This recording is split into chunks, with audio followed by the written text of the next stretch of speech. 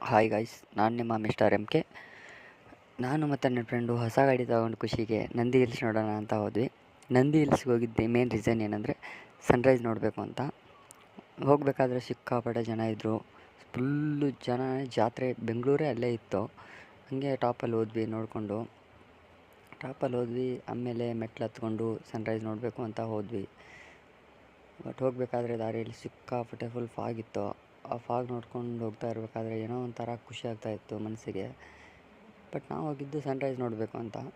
But ಅಲ್ಲಿ ಸಿಕ್ಕಿದ್ದು ನಮಗೆ ಫುಲ್ಲು ಫಾಗಿತ್ತು. ಫಾಗ್ ನೋಡ್ತಾ ಇದ್ದರೆ ಏನೋ ಒಂಥರ ಖುಷಿ ಆಗ್ತಿತ್ತು.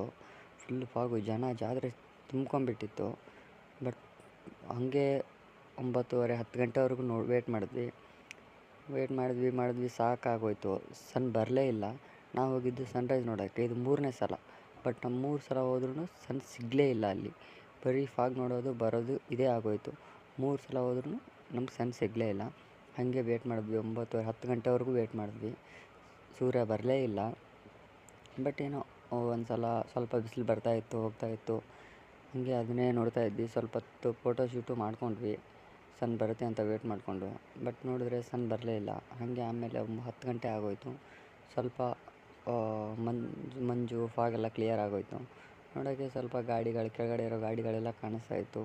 ಇನ್ನೇನು ನಮ್ಮ ಸನ್ರೈಸ್ ಸಿಗೋಲ್ಲ ಬಿಡು, ಟೈಮ್ ಆಗೋಯಿತು ಅಂತ ಹೇಳ್ಬಿಟ್ಟು ನಾವು ಅಲ್ಲಿಂದ ಮತ್ತೆ ಹೋಗೋಣ ನಡಿ ಅಂತ ಹೇಳ್ಬಿಟ್ಟು ರಿಟರ್ನ್ ಆದ್ವಿ.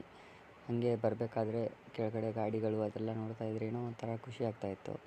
ಅದನ್ನೇ ಹಾಗೆ ನೋಡಿಕೊಂಡು ಫುಲ್ಲು ಕೆಳಗಡೆ ಬರೋಣ ಅಂತ ಡಿಸೈಡ್ ಆದ್ವಿ. ಹಾಗೆ ಕೆಳಗಡೆ ನಡ್ಕೊಂಡು ಬರೋಕ್ಕೆ ಸ್ಟಾರ್ಟ್ ಮಾಡಿದ್ವಿ. ಬರಬೇಕಾದ್ರೆ ಏನೋ ಒಂಥರ ವ್ಯೂಸ್ ಚೆನ್ನಾಗಿ ಸಿಗ್ತಾಯಿತ್ತು, ನೋಡ್ಕೊಂಡು ಬರ್ತಾಯಿದ್ವಿ. ಇಷ್ಟು ಹೇಳಿ ನಮಗೆ ಇಲ್ಲಿ ವ್ಲಾಗ್ನ ಮುಗಿಸ್ತೀನಿ. Thank you guys.